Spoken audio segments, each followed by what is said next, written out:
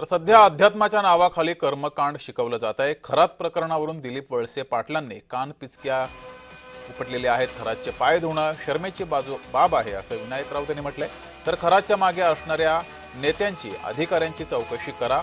स्वाभिमानी शेतकरी संघटनेचे अध्यक्ष राजू शेट्टी यांनी ही मागणी केली आहे। वेगवेगळे बंधू बाप आहेत।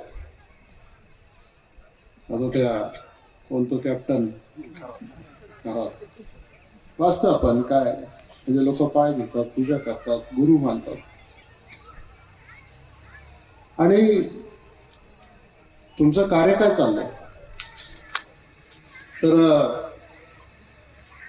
ते आता मी इथं सविस्तरपणाने काही बोलत नाही। महाराष्ट्रामध्ये अंधश्रद्धा विरोधी कायदा मंजूर झाला असताना सुद्धा महाराष्ट्रातल्या मंत्रिमंडळातील अनेक मंत्री आणि काही ज्यांच्याकडे रुपाली चाकणकर यांच्यासारख्या संविधानात्मक अधिकार ज्यांनी सांभाळले त्यांच्यासारखी लोक त्या थोरात कॅप्टन थोरातांचे शिष्य बनून त्यांचे पाय धुत होते।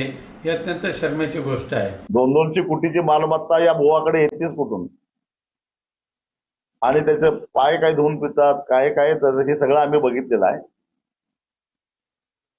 छत्रपती शिवाजी महाराज, फुले शाहू आंबेडकरांचा हा महाराष्ट्र आहे। हा महाराष्ट्र हे लोक कुठे घेऊन चाललेले आहेत। केवळ रुपाली चाकणकरांचाच राजीनामा घेऊन चालणार नाही।